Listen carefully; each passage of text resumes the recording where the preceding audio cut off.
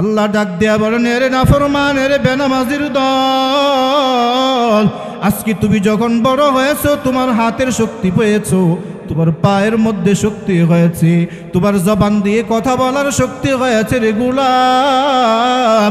আজকে তুমি এত কিছু শক্তি পাওয়ার পরে, এত নিয়ামত পাওয়ার পরে আমি আল্লাহর সাথে গাদ্দারি করে শুরু করে দিয়েছো। পুকুরওয়ালা মাছকে ডাক দেয়া বলে, রে মাছ, আমার সাথে গাদ্দারি করেছো, কোনো ব্যাপার না, কোনো অসুবিধা নাই, তবে আজকে আমি বিনা হাতে বিনা মাছে চলে যাচ্ছি। আরেকদিন যখন আমি পুকুরের মধ্যে আসবো মাছ ধরার জন্য রে মাছ, আমি খালি হাতে জাল নিয়ে আসবো না রে মাছ। মালিক ডাক দেয়া বলে, রে মাছ, আমি আরেকদিন যখন তোকে ধরার জন্য আসবো, একটা বাঁশের লাঠি বানাবো 10 হাত লম্বা, শুধু বাঁশের লাঠি দিয়ে আসবো না রে মাছ, ভালো করে শুনে রাখ। ওই বাঁশের একটা মাথার মধ্যে লোহার কাটা জাতীয় একটা লোহা দিয়ে বানাবো।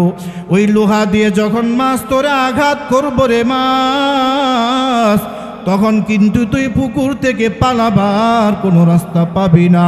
আল্লাহ ডাক দেয়া বলেন, রে গোলাম, আমি তোমাকে ছোট থেকে এত বড় করেছি, এত বড় করেছি, দয়া মায়া দিয়া, মোহাব্বত দিয়া, ভালোবাসা দিয়া বড় বানাইলাম। আজকে বড় হওয়ার পর তুমি আমি আল্লাহর সাথে গাদ্দারি করা শুরু করে দিয়েছো। বলে কথা একটা শুনে রাখ রে গোলাম, আমি যেই দিন তোমার কাছে আজরাইল নামক লোহার কাটা পাঠিয়ে দিব, যখন আজরাইল গিয়ে তোমাকে আঘাত করবে, তোমাকে বের করে নিয়ে আসার জন্য, তখন কিন্তু আমার জমিন থেকে পালানোর কোনো সুযোগ পাবে না।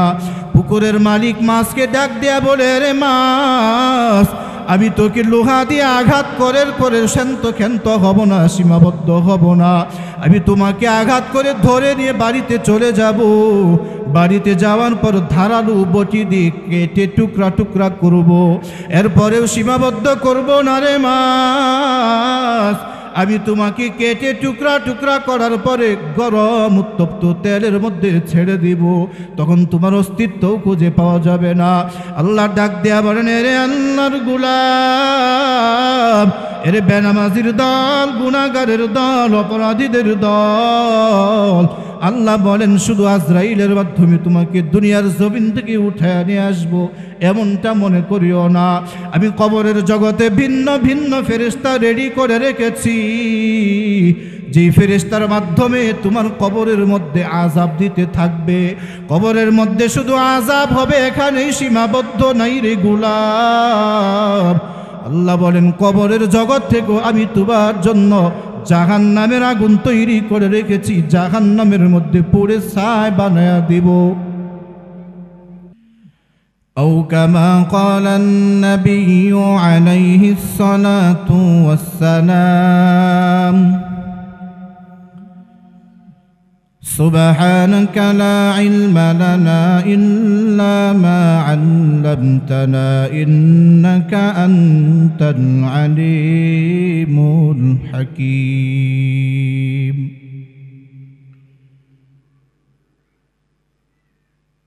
اللهم صل على محمد وعلى آل محمد كما صليت على إبراهيم وعلى آل إبراهيم إنك حميد مجيد. اللهم بارك على محمد وعلى آل محمد كما باركت على إبراهيم وعلى آل إبراهيم إنك حميد مجيد. صدق الله مولانا العظيم وصدق رسوله النبي الكريم ونحن على ذلك لمن الشاهدين والشاكرين والذاكرين والحمد لله رب العالمين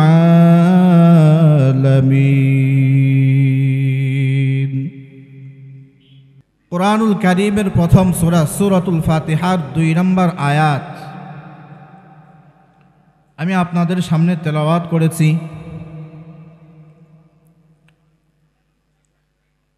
প্রথম আয়াতে আল্লাহ বলেন আলহামদুলিল্লাহ, সমস্ত প্রশংসা হবে কার জন্য? জোরে বলি, রব্বিল আলামিন, যিনি এই দুনিয়ারও মালিক এবং পরকালের জমিনেরও মালিক, যিনি আপনার আমারও মালিক, অন্যান্য পশু পাখি গাছপালা সব কিছুর মালিক কে? তো প্রশংসা একমাত্র হবে আল্লাহর জন্য। ওই আল্লাহ যিনি আমার রিজিক দাতা, যিনি আমার জীবনদাতা, যিনি আমার হায়াত দাতা, যিনি আমার মৃত্যু দানকারী, ওই আল্লাহর জন্যই সমস্ত প্রশংসা। কি বলেন? নাকি দুনিয়ার কোনো মাখলুককে, দুনিয়ার কোনো মানুষকে খুশি করার জন্য আল্লাহকে বাদ দিয়ে দুনিয়ার মানুষের গোলামি করা যাবে? তো আল্লাহ রব্বুল আলামিন প্রথম আয়াতে বললেন যে মানুষ বান্দা যদি প্রশংসা করতে হয় আমি আল্লাহর প্রশংসা করো, কেননা আমি আল্লাহই তোমার জীবনের সব কিছুর ব্যবস্থা করে দিয়েছি। এত এত অগণিত নিয়ামত দান করেছি, যেই নিয়ামতের কারণে তুমি আমার কাছে সর্ব অবস্থায় প্রশংসা করতে থাকবা, কৃতজ্ঞতা প্রকাশ করতে থাকবা। দ্বিতীয় আয়াতে আল্লাহ বলেন আর রহমান, যিনি দয়ালু, যিনি কি দয়ালু। এর পরের অংশে বলেন আর রহিম, যিনি অতি দয়াময়। তাহলে আর রহমান শব্দের অর্থ হলো দয়াময়, আর রহিম শব্দ যিনি অতি দয়ালু। দুটা শব্দের অর্থ এক। দয়াময়, অতি দয়ালু, তিনি কে? জুড়ে বলেন, তিনি কে? তো আল্লাহর দয়া, আল্লাহর মায়া যদি দুনিয়ার কোনো মাখলুকের উপর না থাকে, ওই মাখলুক এক কদম সামনে অগ্রসর হওয়ার ক্ষমতা আছে? তো আল্লাহ রাব্বুল আলামিন বলতেছেন ওই রবের প্রশংসা করো, ওই রবের শুকরিয়া আদায় করো যে রব অতি দয়ালু এবং দয়াময়। সূরা তাহার 5 নম্বর আয়াতে আল্লাহ বলেন আর রহমানু আলাল আরশি ইস্তাওয়া, দয়াময় আল্লাহ আরশের উপর সমুন্নত। দয়াময় আল্লাহ আরশের উপর সমুন্নত। সূরা বনী ইসরাঈলের 110 নম্বর আয়াতে আল্লাহ বলেন কুল উদুল্লাহা আও উদুর রহমান,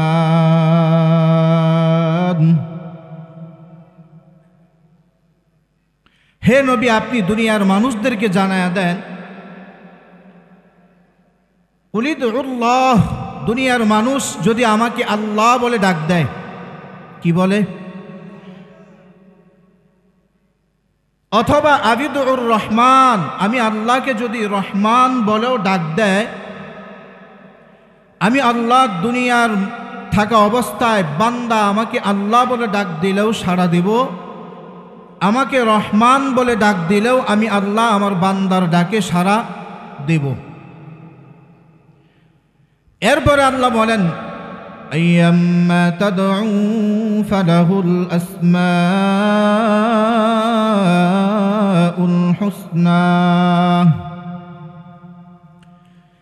হে নবী আপনি দুনিয়ার মানুষদেরকে জানায়া দেন যে দুনিয়ার মানুষ আমাকে যেই নামেই ডাকুক না কেন, ওই নামগুলোর মধ্য থেকে সুন্দর সুন্দর নামগুলো আমি আল্লাহর জন্য বরাদ্দ।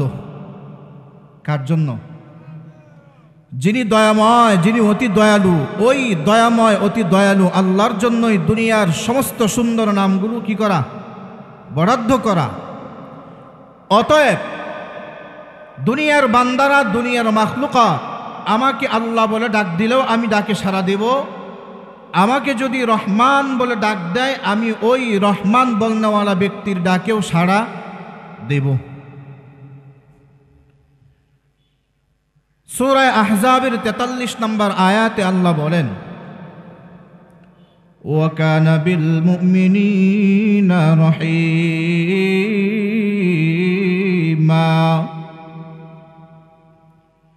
আল্লাহ বলেন যে আমি দুনিয়ার মুমিনদের প্রতি দয়ালু। কাদের প্রতি? জোরে বলেন, কাদের প্রতি দয়ালু? মুমিনদের প্রতি। তাহলে বোঝা যায় মুমিন যারা ছাড়া অন্য দলের লোক আছে, কাফের, বেঈমান, নাসারা, ইহুদি, খ্রিস্টান, বৌদ্ধ, তাদের প্রতি আল্লাহ দয়ালু। কথা কয় না, তাদের প্রতি আল্লাহ দয়ালু না। সূরা আহজাবের 43 নম্বর আয়াতের ভাষা এটাই বোঝা যায়। আল্লাহ বলেন যে আমি মুমিনদের প্রতি দয়ালু। যারা আমানতু বিল্লাহ বলে আল্লাহর উপর ঈমান এনেছে, ঈমান আনার পর আল্লাহর অনুসরণ করে এবং তার প্রেরিত রসুলদের অনুসরণ করে, তার প্রেরিত প্রেরণ করা কিতাব সমূহের অনুসরণ করে, তাদেরকেই মুমিন বলা হয়। যারা আল্লাহর উপর ঈমান এনেছে, হাসরের উপর বিশ্বাস স্থাপন করেছে, জাহান্নামের আযাব এবং গজব, ভয়, ভীতিকে বিশ্বাস করে, তাদেরকে মুমিন বলা হয়। তাদেরকে মুমিন। তো আল্লাহ বলেন যে আমি আল্লাহ মুমিনদের প্রতি দয়ালু। মুমিনদের প্রতি, কথা বলেন, মুমিনদের প্রতি কি? দয়ালু।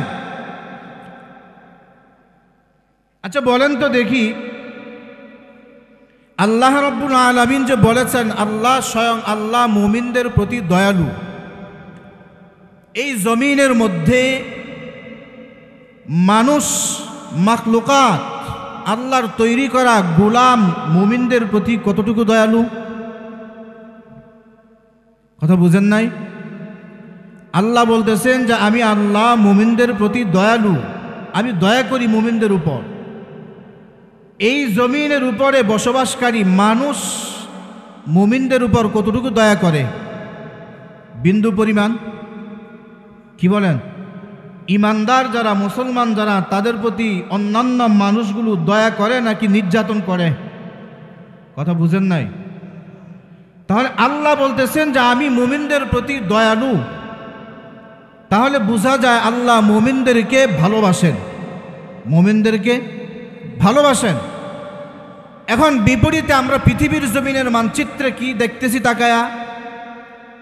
যে আল্লাহ যেই মুমিন দলটাকে ভালোবাসেন, তার উপর দয়া মায়া দিয়ে রেখেছেন, ভালোবাসা দিয়ে রেখেছেন, ওই সম্প্রদায়ের, ওই মুমিন দলের উপর পৃথিবীর অন্যান্য মাখলুকাত, মানব জাতি, তাদের উপর নির্যাতন বেশি করে। কথা ঠিক নেই? আজকে আমাদের দেশের মধ্যে কোরআনের আলোচনা করতে গেলে বিগত বছরগুলোর মধ্যে আমাদেরকে জঙ্গিবাদী বলে আখ্যা দিত কি না? ইসলামের মাসআলা মাসাইলের আলোচনা করতে গেলে, ফতোয়া দিলে তারা ফতোয়াবাদী বলে আখ্যা দিত। অন্যায়, অবিচার, জুলুম, নির্যাতনের বিরুদ্ধে কথা বলার কারণে তারা আমাদেরকে উগ্রবাদী বলতো। কথা ঠিক? বিগত 15 বছরের আমলে আমরা দেখেছি যারা কোরআনের পক্ষে কথা বলেছেন, যারা ইসলামের পক্ষে কথা বলেছেন, যারা অন্যায়, অবিচার, জুলুম, নির্যাতনের বিরুদ্ধে কথা বলেছেন, তাদেরকেই উগ্রবাদী আখ্যা দিয়ে, জঙ্গিবাদী আখ্যা দিয়ে জেলখানার মেহমান বানিয়েছেন। কথা ঠিক কিনা? আচ্ছা বলেন তো, তারা যে আমাদেরকে উগ্রবাদী বলে, জঙ্গিবাদী বলে, আসলেই কি আমরা উগ্রবাদী? আসলেই কি আমরা জঙ্গিবাদী? আজকে যদি আমরা বলি, এখানে যতগুলো মানুষ আছি, আমরা যদি বলি এখান থেকে যাব না, এখান থেকে কি করব না? যাব না। কেন? আমরা এখানে এসেছি আমাদের অধিকার আদায় করার জন্য। আমাদের ন্যায্য অধিকার আদায় করার আগ পর্যন্ত আমরা এখান থেকে যাব না। এখন যারা আমাদেরকে উগ্রবাদী বলে, জঙ্গিবাদী বলে, আমরা তো এখানে উগ্রবাদিতা সৃষ্টি করার জন্য আসি নাই, আমরা এখানে কিরাকিরি করার জন্য আসি নাই, আমরা এখানে দ্বন্দ্ব করার জন্য আসি নাই, আমরা এখানে মারামারি করার জন্য আসি নাই। 90% মুসলমানের দেশে, টুপিওয়ালাদের দেশে, আল্লাহওয়ালাদের দেশে, মুসলমানদের দেশে, পীর বুজুর্গদের দেশে, যেই দেশের সরকার মুসলমান, যেই দেশের বিরোধী দলের লোকেরা মুসলমান, যেই দেশের জনগণ মুসলমান, যেই দেশে ইসলামের কলম না দিলে পত্রিকা চলে না, ওই দেশের মধ্যে বসে বসে যারা ইসলামের বিরুদ্ধে কথা বলে, ওই দেশে বসে বসে যারা কোরআনের বিরুদ্ধে কথা বলে, এদেশের মাটি নিয়ে ষড়যন্ত্র করে, এদেশের মাটি নিয়ে চক্রান্ত করে, তারাই মূলত উগ্রবাদী। কথা বলেন ঠিক কিনা?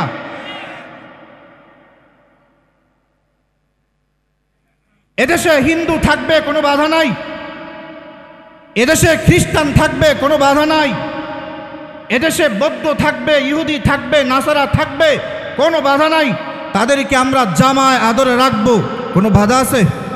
কিন্তু একটা কথা মনে রাখতে হবে, এ দেশ মুসলমানদের দেশ। কথা বলে না?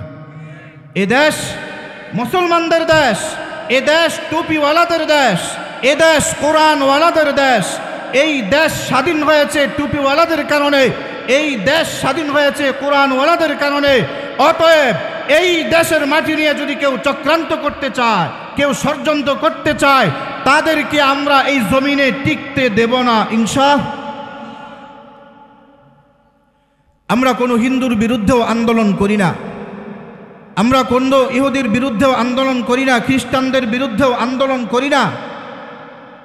আমরা আমাদের রাস্তায় আন্দোলন করি আমাদের অধিকার আদায় করার জন্য। মুসলমান স্পষ্ট করে শুনে রাখবেন, আমরা অধিকার আদায় করার জন্য রাস্তায় নেমে এসেছি। আমাদের অধিকার আদায় করতে যারা বাধাগ্রস্ত করেছে, যারা আমাদের অধিকার আদায় করতে দেয় নাই, তারাই এই বাংলার জমিনে সবচেয়ে বড় উগ্রবাদী এবং জঙ্গিবাদী গোষ্ঠীর দল। আজকে আমার বাংলার জমিন, পবিত্র এক পুণ্যময় মাতৃভূমি বাংলাদেশকে ক্ষণে ক্ষণে ধাপে ধাপে ধাপে ধাপে মুসলমানের রক্তে রঞ্জিত করে ফেলেছে।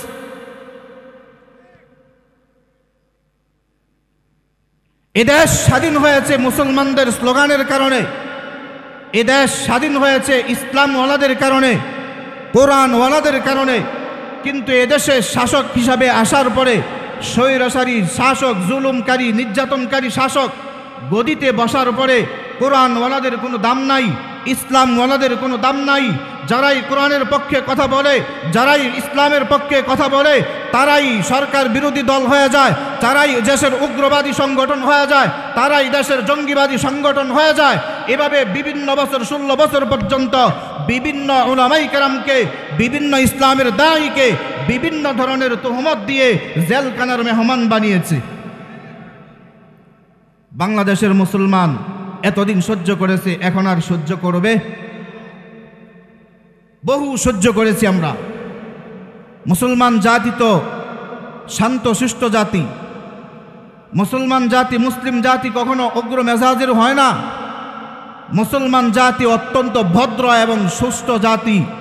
যদি সেই মুসলমানদের উপর নির্যাতন জুলুম করতে করতে যদি মুসলমানদের পিঠ সর্বশেষ দেয়ালে গিয়ে ঠেকে যায়, তখন মুসলমান সামনের দিকে অগ্রসর হবে, ওই স্লোগান দিবে, একদিন জন্ম হয়ে দুনিয়াতে আগমন করেছি, আরেকদিন এই দুনিয়ার থেকে বিদায় হয়ে যাব।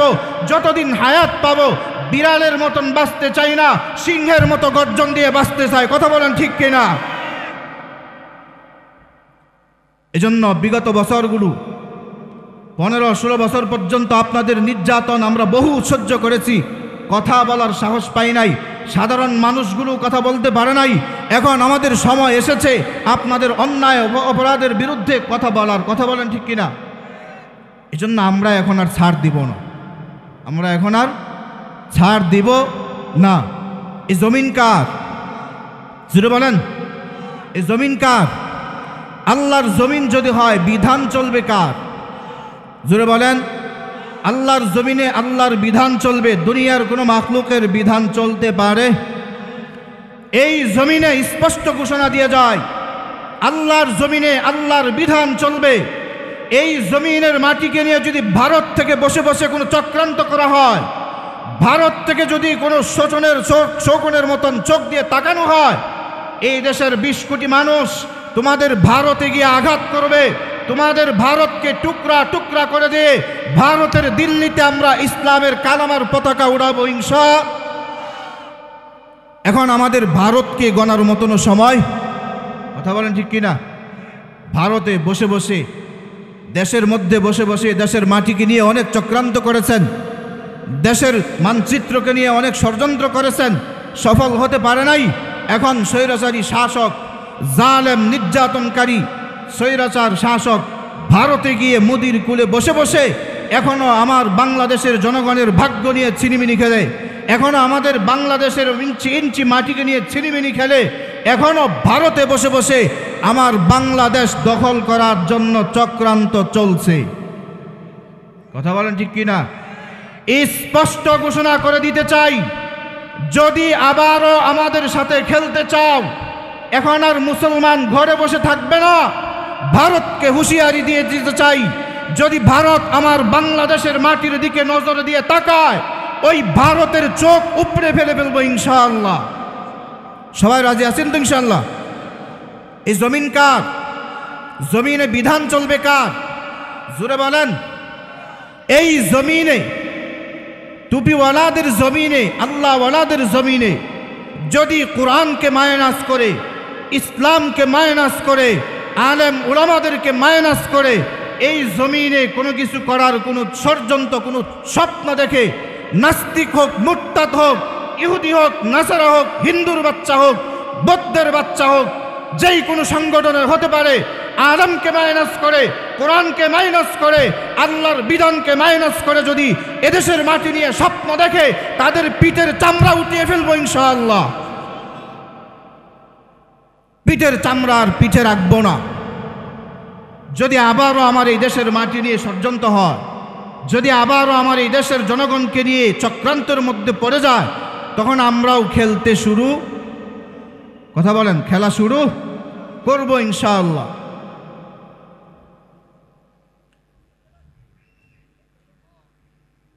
এই জন্য আল্লাহ রাব্বুল আলামিন সূরা আহজাবের 43 নম্বর আয়াতে যে কথাটা বলেছেন, ওয়াকানা বিল মুমিনিনা রহিমা, আমি আল্লাহ মুমিনদের প্রতি দয়ালু।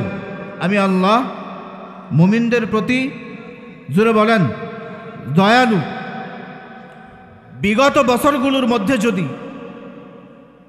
মুমিনদের প্রতি তারা একটু সহনশীল হতো, যদি কোরআনওয়ালাদের উপর, ইসলাম প্রেমিকদের উপর, মুসলমানদের উপর নির্যাতনের হার একটু কমায়া দিত, আমার মনে হয় না তাদের এই জমিন ছেড়ে ভাগতে হইতো। কি বলেন? কারণ আল্লাহ রাব্বুল আলামিন সূরাতুল আম্বিয়ার 105 নম্বর আয়াতের শেষ অংশে বলেন, আন্নাল আরদা ইয়ারিসুহা ইবাদিয়াস সালিহুন, আমি তো জমিন বানিয়েছি যারা জমিনের উপরে নেককার তাদের জন্য। কাদের জন্য? কথা বলে না। জমিন কাদের জন্য আল্লাহ বানিয়েছেন? যারা নেককার তাদের জন্য আল্লাহ জমিন বানিয়েছেন। পয়গম্বরের হাদিস তালাশ করলে পাওয়া যায়, যারা এই জমিনের উপর কোরআন শিক্ষা করে এবং কোরআন শিক্ষা দেয়, তাদের থেকে দামি মানুষ দুনিয়ার জমিনে আরও আছে? আছে। তাহলে আল্লাহর কথা অনুযায়ী আল্লাহ বলতেছেন যে আমি নেককার মানুষদের জন্যই জমিন বানাইছি। তাহলে কি বুঝলাম? নেককার মানুষ যতক্ষণ পর্যন্ত জমিনের উপরে থাকবে, জমিন জমিনের জায়গায় থাকবে, আকাশ আকাশের জায়গায় থাকবে। কথা বলেন ঠিক কিনা? যতক্ষণ পর্যন্ত নেককার মানুষ জমিনের উপরে আছে, জমিন জমিনের জায়গায় আছে, আকাশ আকাশের জায়গায় আছে, ততক্ষণ পর্যন্ত একজন চোর চুরি করার সুযোগ পাবে, একজন দুর্নীতিবাজ দুর্নীতি করার সুযোগ পাবে, একজন জিনাকারী জিনা করার সুযোগও পাবে। আল্লাহর নেককার বান্দা যেদিন দুনিয়ায় থাকবে না, ওই দিন পৃথিবীর জমিন ধ্বংস হয়ে যাবে, আকাশও ধ্বংস হয়ে যাবে। সেদিন আর চোর বাটপার দুর্নীতিবাজদের থাকার কোনো সুযোগ আছে? তাহলে তাদের তো এতটুকু চিন্তা করার দরকার ছিল যে আমরা যাদের উসিলা, যাদের কারণে জমিনে থাকতে পারতেছি, দুর্নীতি করতে পারতেছি, চুরি বাটপারি ডাকাতি করতে পারতেছি, অত অল্প হলেও তাদের একটু সহনশীল হই, তাদের উপর একটু দয়া মায়া দেখায়। কি বলেন? আজকে মুসলমানদের উপর নির্যাতন না করত, জুলুম না করত, কোরআনের কথা বলার কারণে তাদের উপর আঘাত না করত, ইসলামের কথা বলার কারণে তাদের উপর চড়াও না হইতো, তাহলে আশা করা যায় বিগত শাসক আমাদের জমিন থেকে পালানোর দরকার ছিল। এজন্য আল্লাহ ছাড় দেয় কিন্তু ছেড়ে দেন, আল্লাহ ছাড় দেয় কিন্তু ছেড়ে দেন, এ কথা বিশ্বাস হয়? এজন্য আল্লাহ এখন ইতিহাস দেখায় দিছে বাংলাদেশের মানুষকে, পুরা পৃথিবীর মানচিত্রে,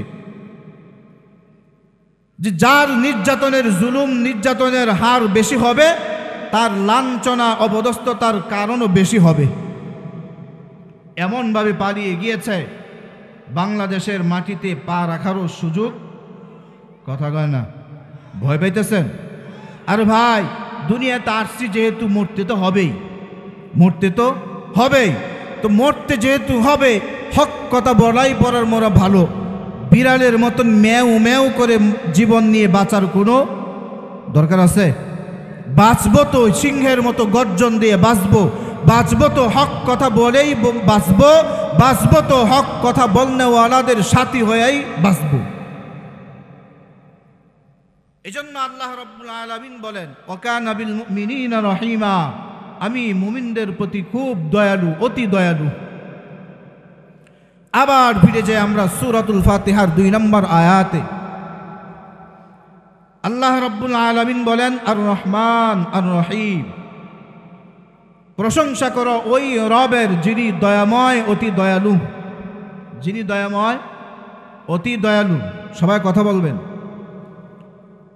আর রহমান শব্দ এর অর্থ দয়ালু। পৃথিবীর মধ্যে যত ধরনের মানুষ আছে, ইমানদার হোক, মুসলমান হোক, বেঈমান হোক, কাফের হোক, যেটাই হোক, যত ধরনের মানুষ আছে না কেন, সমস্ত মানুষের উপর আল্লাহর দয়া আছে না নাই? জুড়ে বলেন, আল্লাহর দয়া আছে না নাই? সবার বিশ্বাস হয়? রহমান এমন একজন দয়ালু, এমন একজন দয়াময় আল্লাহ, যেই রহমানের দরওয়াজা দিয়ে এই পৃথিবীর জমিনে আল্লাহর দয়া, আল্লাহর মায়া আসতেছে। আর এই দয়া এবং মায়া পৃথিবীর সমস্ত মাখলুকাত ভাগ করে পাইতেছে। কি বলেন? যদি পৃথিবীতে আল্লাহর দয়া মায়া না থাকতো, একটা কাফেরের বাচ্চাও এক লোকমা ভাত খাইতে পারত? এক হিন্দুর বাচ্চাও ভাত খাইতে পারত? আল্লাহর দয়া মায়া আছে বিধায় কাফেরদের সামনেও বড় বড় মাছ হাজির হইতেছে, ইমানদার মুসলমানদের সামনেও খাবারের ব্যবস্থা হইতেছে। তাহলে রহমানের দরওয়াজা দিয়ে যত রহমত দুনিয়ার জমিনে আসবে, ওই রহমত ইমানদারও পাবে, মুসলমানও পাবে, কাফের বেঈমান ইহুদি নাসারা বৌদ্ধ খ্রিস্টান হিন্দু সবাই কি পাবে? সবাই কি পাবে? পক্ষান্তরে আসেন আর রহিম, ওই রহিমের দরওয়াজা দিয়ে যত রহমত, যত মায়া, যত ভালোবাসা, যত মোহাব্বত আসবে, সব কিছু হবে হাসরের ময়দানে। কোথায়? সব কিছু কোথায় হবে? হাসরের ময়দানে। হাসরের ময়দানে সমস্ত মাখলুকাত ওই রহিম দরওয়াজা দিয়ে আসা রহমত পাবে না, পাবে শুধু এক শ্রেণীর মানুষ। ওই শ্রেণীর নাম কি? ইমানদার। ওই শ্রেণীর মানুষের নাম কি? ইমানদার। দুনিয়াতে রহমানের দরওয়াজা দিয়ে যত রহমত আসবে, সমস্ত মাখলুকাত ভাগাবন্টন করে পাবে।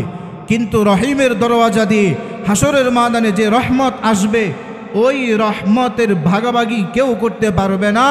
একমাত্র ওই রহমতের অংশীদার হবেন কারা? ইমানদার। কারা? ইমানদার। এজন্য আল্লাহ বললেন, ওয়াকানা বিল মুমিনিনা রহিমা, আমি আল্লাহ ইমানদারদের প্রতি অতি দয়ালু, অতি দয়ালু।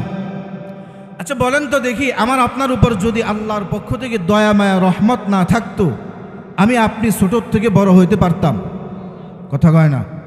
বড় হইতে পারতাম, ব্যবসা বাণিজ্য করতে পারতাম, ব্যাংক ব্যালেন্স করতে পারতাম, দুনিয়া কামাই করতে পারতাম?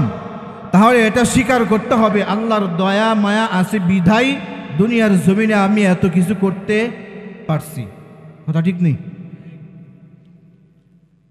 আর রহমানির রহিম, দয়াময় অতি দয়ালু আল্লাহ। এ আল্লাহর গোলাম, দিলের কান লাগায়া ভালো করে মনোযোগ দিয়ে শোনেন। আল্লাহর দয়া আল্লাহর মায়া যদি পৃথিবীর মাখলুকাতের উপর না থাকে, পৃথিবীর মাখলুকাত অসহায় হয়ে যাবে। আল্লাহর দয়া আল্লাহর মায়া কি রকম আছে উদাহরণ দিলে বুঝবেন হে মুসলমান। স্বামী এবং স্ত্রী দুজন দুপুরবেলা খাবার খাইতে বসছে। খাবার খাওয়া যখন শেষ পর্যায়ে হঠাৎ করে নতুন বিআই সাহেব ফোন দিয়েছে। ফোন দেয়া বলতেছে, বিআই সাহেব কোথায়? বলে আমি বাড়িতে বসে খাবার খাইতেছি। বিআই সাহেব ডাক দেয়া বলে, ও নতুন বিআই সাহেব আপনি কোথায়? ফোন থেকে অপর পাশ থেকে জবাব দিতেছে, বলতেছে, বিআই সাহেব আমি তো আপনার বাড়ির দরওয়াজায় সামনে হাজির।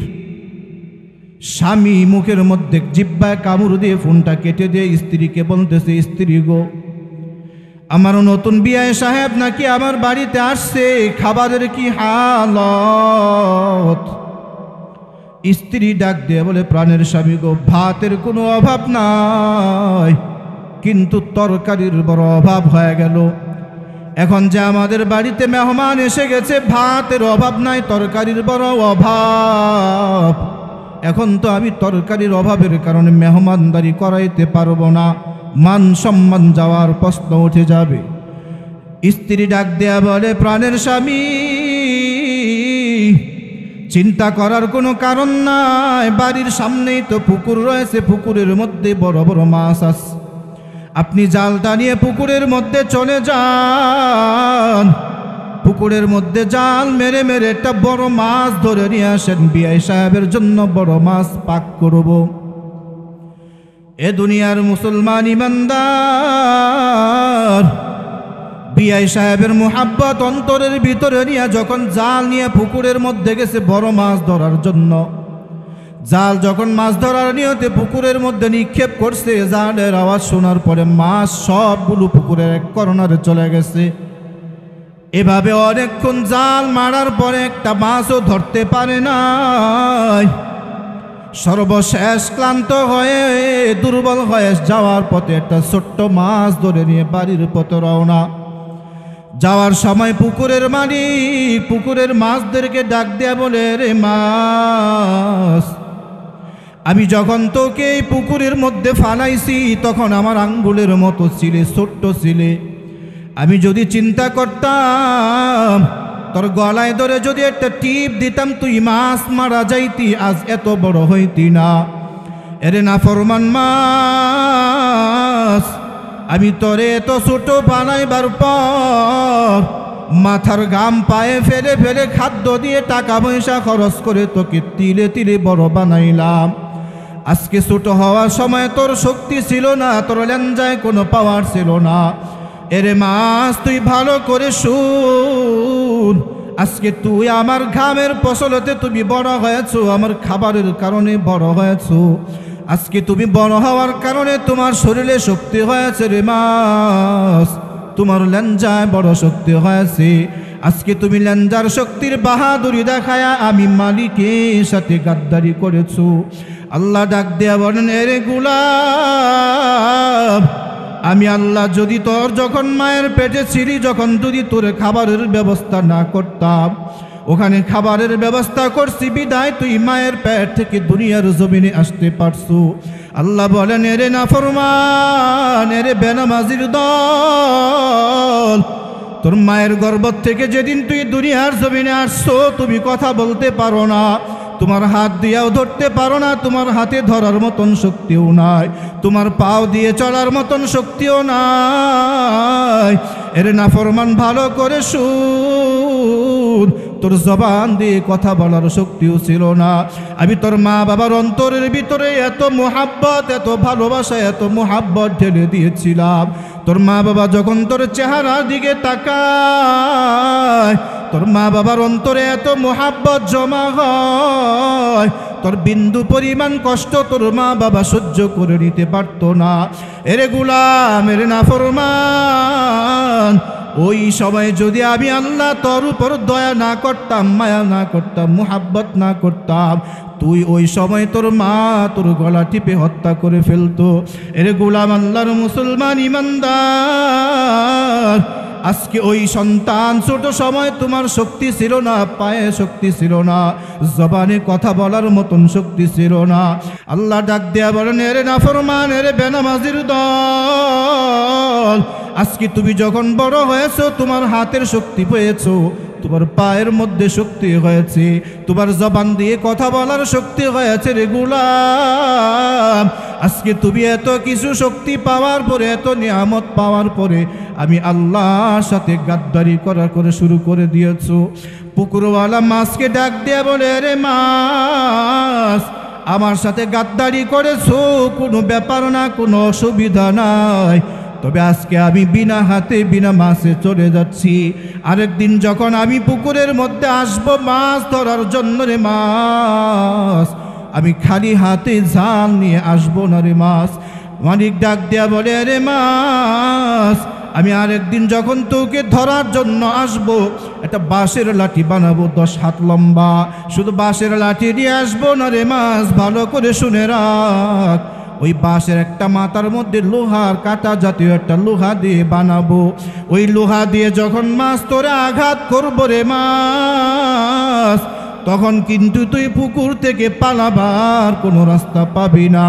আল্লাহ ডাক দেয়া বলেন, রে গোলাম, আমি তোমাকে ছোট থেকে এত বড় করেছি, এত বড় করেছি, দয়া মায়া দিয়া, মোহাব্বত দিয়া, ভালোবাসা দিয়া বড় বানাইলাম।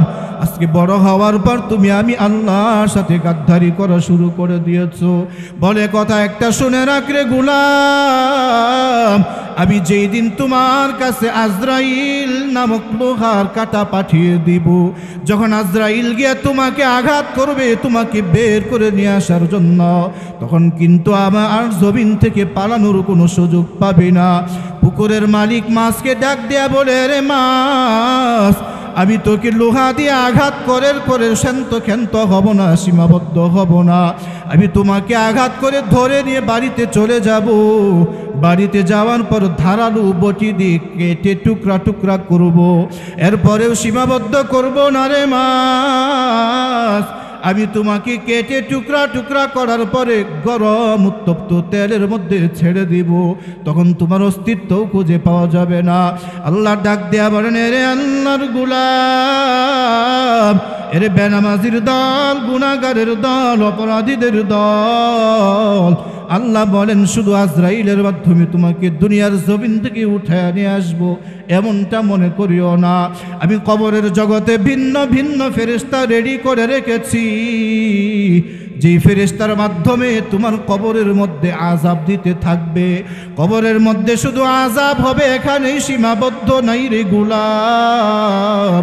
আল্লাহ বলেন, কবরের জগৎ থেকেও আমি তোমার জন্য জাহান্নামের আগুন তৈরি করে রেখেছি, জাহান্নামের মধ্যে পুড়ে ছাই বানায়া দিব। আল্লাহর দয়া মায়া আছে না নাই? আল্লাহর দয়া মায়া আছে না নাই? আল্লাহর দয়া এবং মায়া যদি না থাকে, আমাদের দুনিয়াতে চলা সম্ভব? চলা সম্ভব? চলা সম্ভব? জোরে বলেন। হযরত আজরাইল আলাইহিস সালাতু ওয়াস সালামের নাম শুনছেন তো? ওনার কাজ কি? কথা কয় না। ওনার কাজ কি? মিসকল দেওয়া। কি দেওয়া? মানুষের সামনে আসা মিসকল দেওয়া। যার সামনে গিয়ে মিসকল দিবে তো তার দুনিয়ার বাহাদুরি সব কি শেষ, সব কি শেষ। ওই আজরাইল আলাইহিস সালাতু ওয়াস সালামকে আল্লাহ একদিন ডাক দিয়ে বলেন, আজরাইল আমি যে তোমাকে পৃথিবীর শুরু জমানার থেকে একটা বড় একটা দায়িত্ব দিয়েছি, মানুষের রুহু কবজ করার জন্য, জান বের করার জন্য। আচ্ছা বলো তো দেখি, তোমার জান বের করতে গিয়া, রুহু বের করতে গিয়া দুনিয়ার কোনো মানুষের জন্য তোমার দয়া মায়া লাগছেনি? কে প্রশ্ন করে? কথা কয় না। কে প্রশ্ন করে? কাকে? আজরাইল বলে, আল্লাহ আমি তো পৃথিবীর শুরু থেকে নিয়ে এই পর্যন্ত মানুষের রুহু কবজ করতেছি, কোনো মানুষের জন্য আজ পর্যন্ত মায়া লাগে নাই, দয়া লাগে নাই, তবে দুইটা মানুষের জন্য মায়া লাগছে। কয়টা? কয়টা? জোরে বলেন, কয় মানুষের জন্য? চিন্তা করে দেখেন, কোটি কোটি কোটি কোটি মানুষের রুহু কবজ করেছেন, এতগুলো মানুষের মধ্য থেকে আজরাইলের মাত্র দুইটা মানুষের জন্য মায়া লাগছে। তাহলে বোঝা যায় আমার আপনার বাবারা যে চলে গেছে, তাদের রুহু বের করতে গিয়ে আজরাইলের বিন্দু পরিমাণ দয়া মায়া হয় নাই। আল্লাহ বলেন যে আজরাইল বলো তো দেখি ওই দুইটা মানুষকে। আজরাইল বলে, আল্লাহ আপনি তো সব কিছু জানেন। আল্লাহ বলতেছেন যে আমি সব কিছু জানি, এরপরও তোমার মুখ থেকে শুনতে আমার বড় মন চায়, তোমার মুখ থেকে শুনতে আমার বড় মন চায়। তো আজরাইল বলতেছে, আল্লাহ ইয়ামান দেশের মধ্যে একটা সাগরের মধ্যে একটা জাহাজ চলতেছিল, ওই জাহাজ চলতে চলতে চলতে চলতে এক পর্যায়ে গিয়ে জাহাজটা সমুদ্রের মধ্যে ঝড় তুফানের কবলের মধ্যে পড়ে জাহাজটা ডুবে গেল। কি করলো? জাহাজটা কি করলো? ডুবে গেল। আজরাইল বলতেছেন যে ওই জাহাজের মধ্যে যত মানুষ ছিল সবগুলো মানুষ মারা গেছে, একটা মহিলা ছাড়া, একজন মহিলা ছাড়া।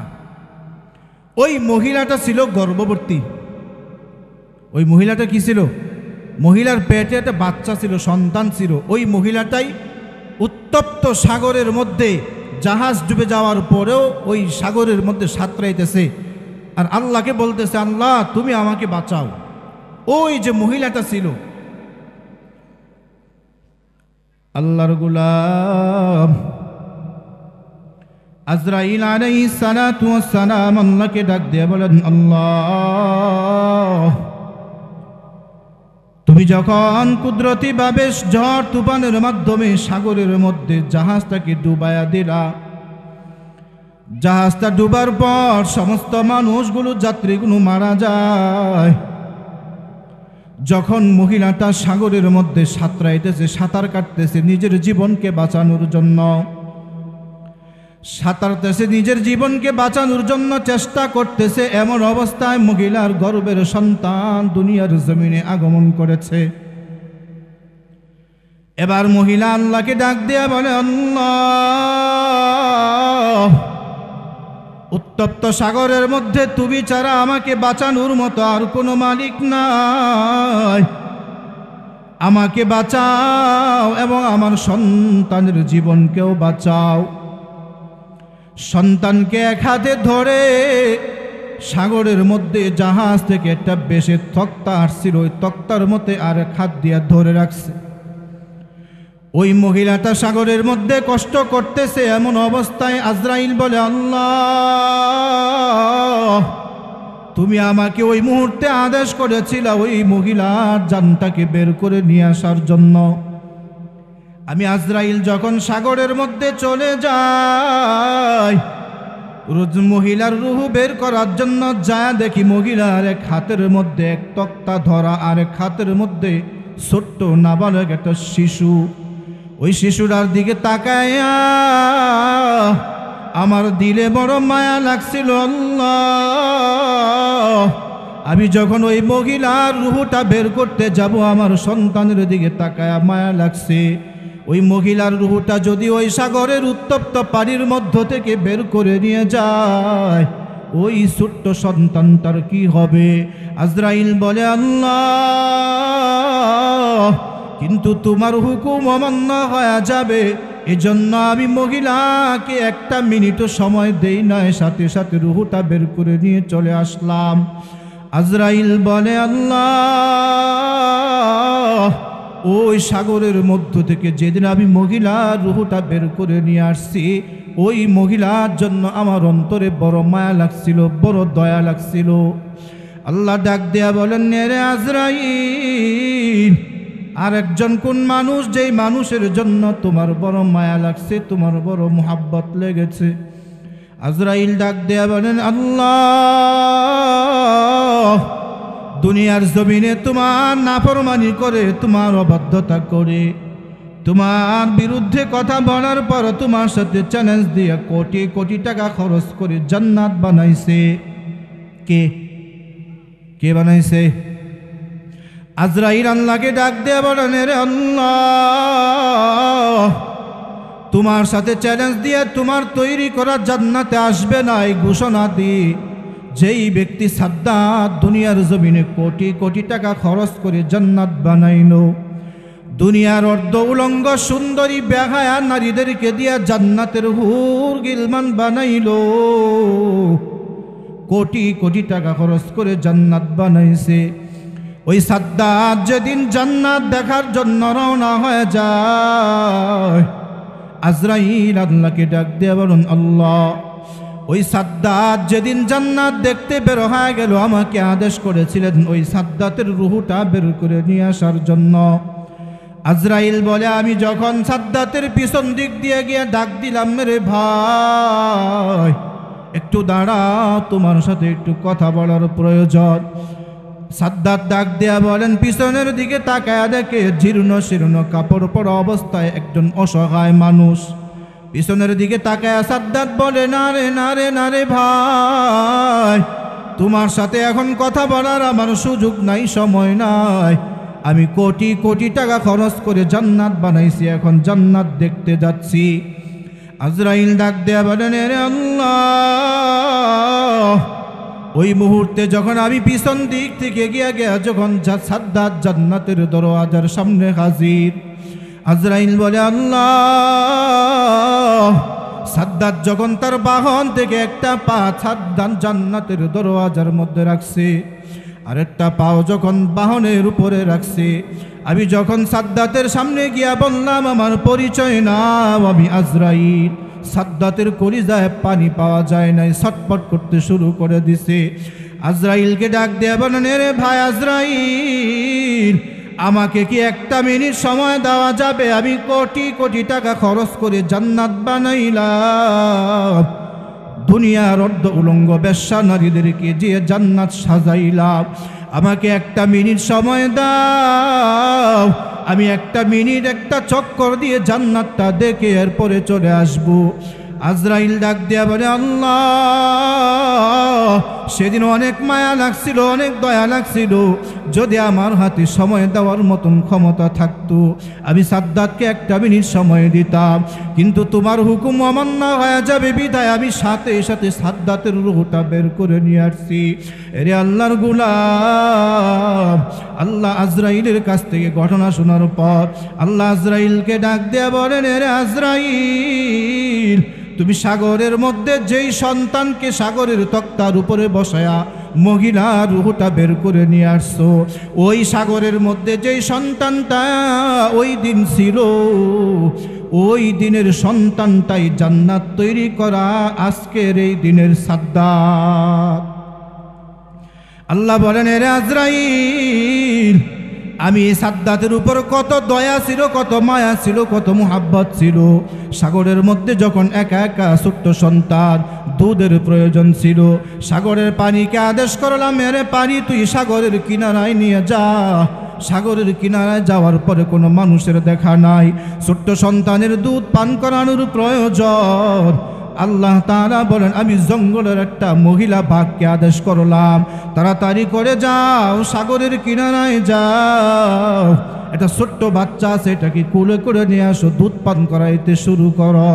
আল্লাহর গোলাম দিলের কান লাগায় শুনেন রে নাফরমান বেনামাজির দল, আল্লাহ বলেন, রে আজরাইল, ভালো করে শুনো, আমি ওই সন্তান, ছোট্ট সন্তান সাদ্দাতকে আমি বাঘের দুধ খাওয়ায়া বড় করলাম, এরপরে আমি তাকে এত ক্ষমতা দিলাম, এত পাওয়ার দিলাম, এত টাকা পয়সার মালিক বানাইলাম, তাকে এত দয়া দিয়ে, এত মায়া দিয়ে বড় বানাইলাম।